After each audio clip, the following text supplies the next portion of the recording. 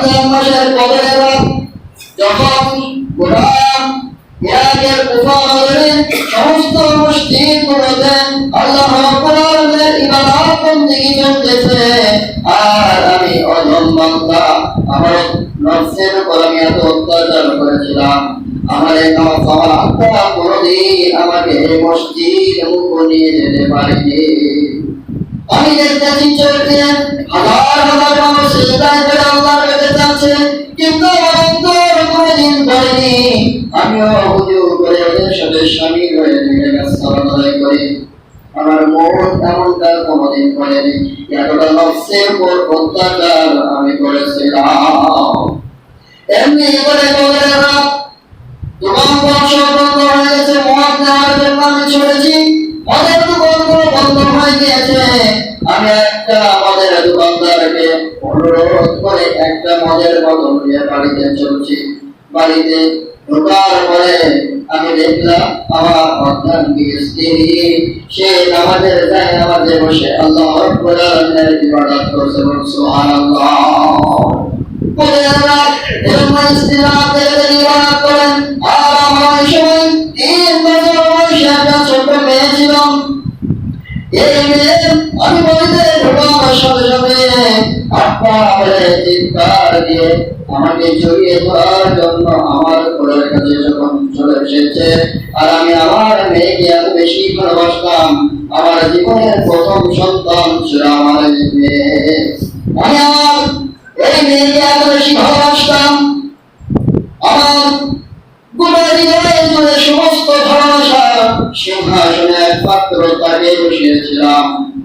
আমি মদের বোতলটা টেবিলের উপরে রাখলাম, আমার মেয়ে আমাকে জড়িয়ে ধরার জন্য যখন আমার বুকে চলে আসলো, তার দেহের ধাক্কা টেবিলে লেগে গেল, আর টেবিলের উপর থেকে মদের বোতলটা নিচে পড়ে গেল। নাউযুবিল্লাহ। মদের বোতল যখন নিচে পড়ে গেল, ওই রাত্রি আমার মদ খাওয়া হলো।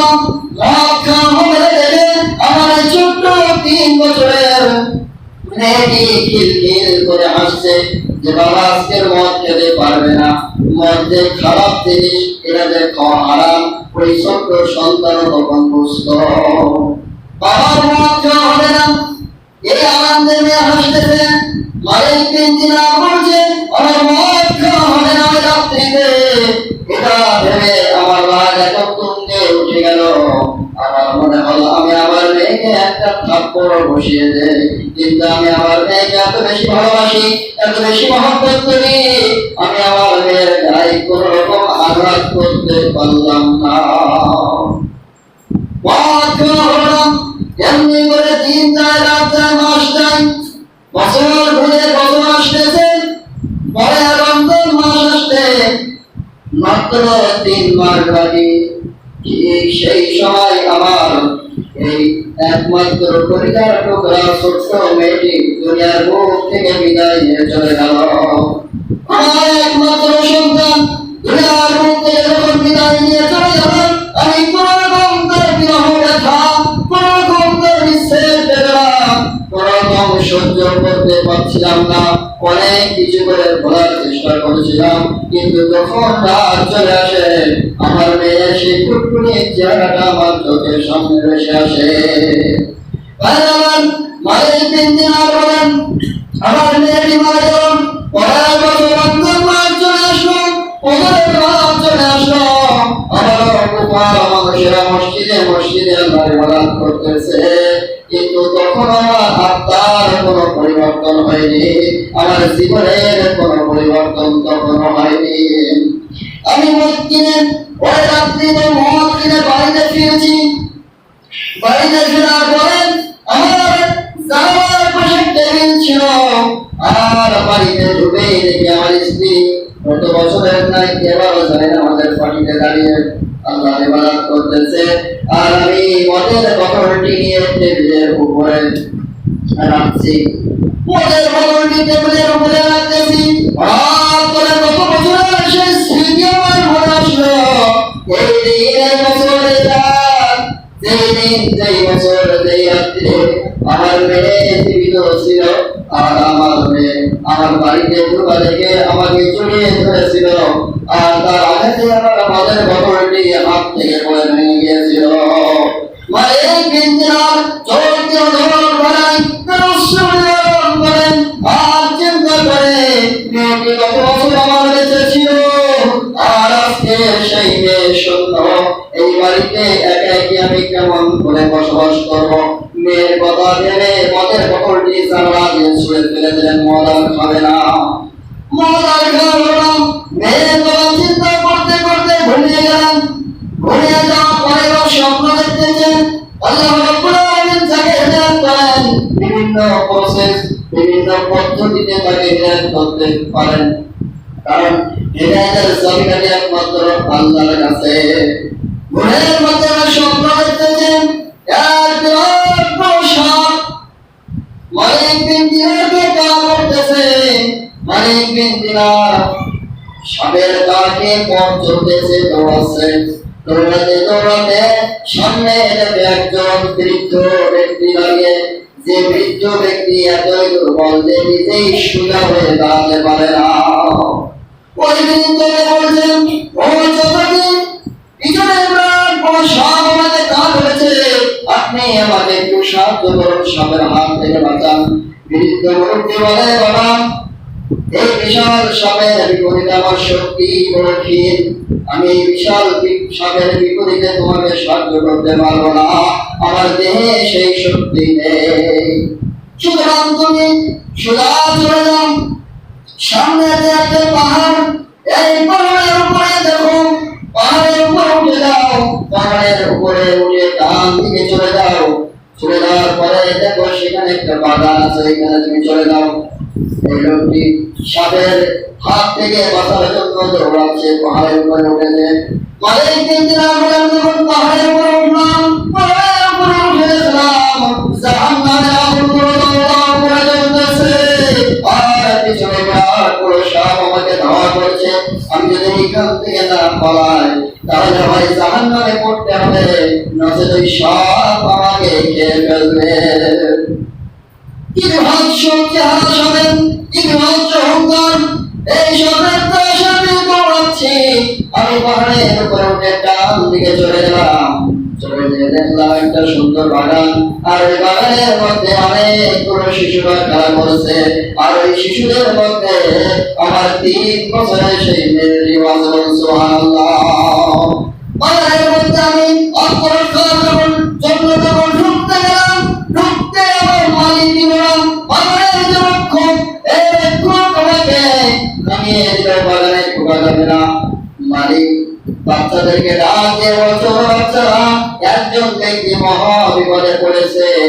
দেখো তো তোমরা কেউ এই ব্যক্তিটাকে চেনো কিনা কেউ সাহায্য করতে পারবে না দেখো মালিক বিন দিনার বলেন বাগানের মধ্যে আমার মেয়ে ছুটে আসলো ছুটে এসে আমাকে জড়িয়ে ধরে সাপটাকে বা হাত দিয়ে আঘাত করে সাপটাকে বিদায় করে দিল মালিক বিন দিনার বললাম আমার মেয়েকে জিজ্ঞাসা করলাম মা তুমি এত ছোট মানুষ আর এত বিরাট বড় সাপকে তুমি কেমন করে থামিয়ে দিলে মেয়ে আমার বলে বাবা জাহান্নামের সাপ শুধু জাহান্নামের সাপ নয় জাহান্নামের প্রত্যেক আঘাতকারী বস্তু জান্নাতি শিশুদেরকে ভয় পায় এজন্য সাপ আমাকে থেকে পলায়ন করেছে বাবা তোমার কোনো ভয় নেই ও বাবা তুমি কি চিনেছ এই সাপ কি এই সাপটাকে তুমি কি চিনেছ মালিক বিন দিনার বলে মা কেমন করে চিনবো আমি আমার জীবনে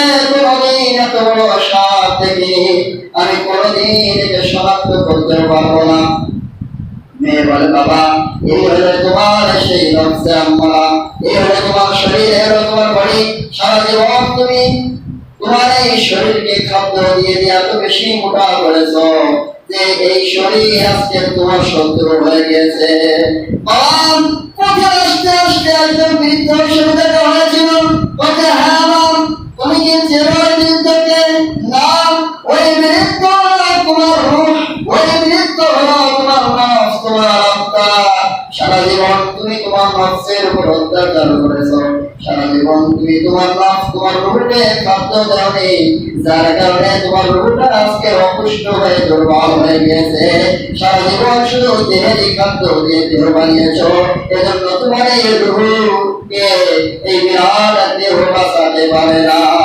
ও বাবা, তুমি যখন মৃত্যুবরণ করবে, মৃত্যুর সাথে তোমার দেহ মাটিতে খেয়ে ফেলবে, তোমার রূহটা আল্লাহর কাছে চলে যাবে। সেই রূহ যদি তোমার দুর্বল হয়, তাহলে দুর্বল রূহ কেমন করে তোমার বিরাট দেহকে জান্নাতে নিয়ে যাবে? ভাই আমার মালিক বিন দিনার ঘুম ভেঙে গেল। ঘুম থেকে উঠে আমার বিভৎস শব্দের সেই স্মৃতিগুলো আমার চোখের সামনে ভেসে আসলো। আর ওই দিন থেকে আমি তওবা করে ফিরে আসলাম, জীবনে আর কোনোদিন মদ খাইনি। শুধু মদ নয়, আল্লাহ রাব্বুল আলামিন যা নিষেধ করেছেন, বিশ্বনবী যা নিষেধ করেছেন, জীবনে আমি আর কোনোদিন করিনি। ওই দিন থেকে আমি আমার দেহের খাদ্য বন্ধ করে দিয়ে আমি আমার রূহকে খাদ্য দেওয়া শুরু করেছি। বলি সুবহানাল্লাহ। ও মুসলিম জনগণ, আজকে রূহকে খাদ্য দেওয়ার নিমিত্তে আমি তোমাদের সামনে আল্লাহর বাণী প্রচার করার জন্য দাঁড়িয়েছি। আসলে 10 বছর আগের যে জীবন ছিল, ওই জীবন আর এই জীবন আমার এক নয়। সুবহানাল্লাহ। কি বুঝলেন? আজকে আমরা 3 বেলা 3 মনুষ্য দেহের খাদ্য পেয়েছি, কিন্তু আমরা মৃত্যুর পরে আমাদের দেহ থাকবে না, নষ্ট হয়ে যাবে, মোবাইল নিয়ে ফেলবে। রোগের মনে তো এই যে রূহটা আল্লাহর কাছে চলে যাবে, সেই রূহকে আপনি খাদ্য দিচ্ছেন না। এই রূহের প্রধান খাদ্য হলো 5 ওয়াক্ত সালাত। রূহের প্রধান খাদ্য কি? 5 ওয়াক্ত সালাত। 5 ওয়াক্ত সালাত বাজার যে পদার্থ আছে, সেগুলো হচ্ছে রূহের অপশনাল খাদ্য, অতিরিক্ত খাদ্য। মেন খাদ্য হলো 5 ওয়াক্ত সালাত। আপনি যখন 5 ওয়াক্ত সালাত আদায় করবেন, আপনার অন্তরটা একদম প্রশান্ত হবে, তখন বুঝবেন আপনার রূহটা খাদ্য পেয়ে পরিপুষ্ট হয়েছেন।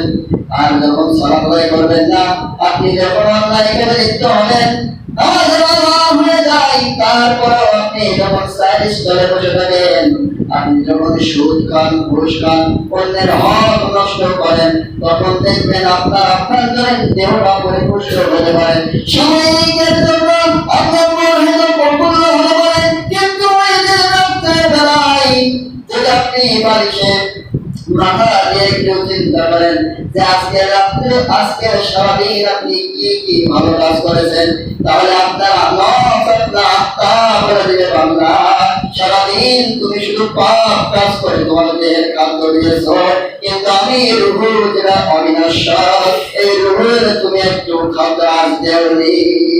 ওই দিন মন বলে দেবে, এই মনটা হলো আপনার রূহ। এই রূহ আপনার প্রতিদিন আপনি রূহের কাছে জিজ্ঞাসা করেন যে এই যে কাজ আমি করতে যাচ্ছি এটা ভালো না মন্দ, রূহ বলে দেবে, মনই বলে দেবে এই কাজটি ভালো না খারাপ। যদি ভালো হয় আপনার আত্মা প্রশান্ত হবে, তখন বুঝবেন রূহ খাদ্য দিয়ে পরিপুষ্ট হচ্ছে।